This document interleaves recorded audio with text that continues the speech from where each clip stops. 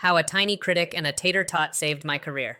It wasn't when I missed the deadline for the Miller account. It was during the final pitch for a massive multi-million-dollar tech merger. I'm a single dad and my daughter's school had a last-minute water main break, so 6-year-old Chloe had to tag along. I sat her in the corner of the boardroom with a tablet, a pair of headphones, and a very strict, don't make a peep talk.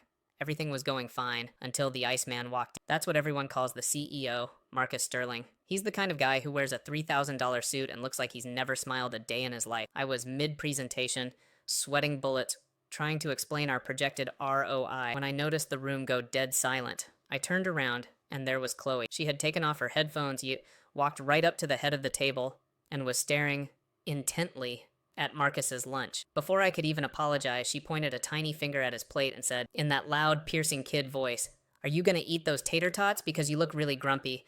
And my dad says people only get that cranky when they have an empty tummy." I felt my soul leave my body. I was ready to pack my desk. The silence felt like it lasted 100 years. But then, Marcus looked at the tots, looked at Chloe, and actually chuckled. He pushed the plate toward her and said, "You know what, kid?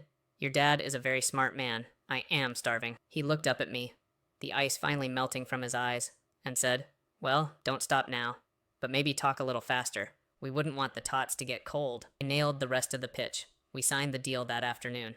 Now, every time Marcus calls my office, he doesn't ask for the quarterly reports first. He asks if the Tater Tot consultant is available for a meeting. Sometimes, all it takes to close a deal breaker little kid who isn't afraid to tell the big boss he needs a snack.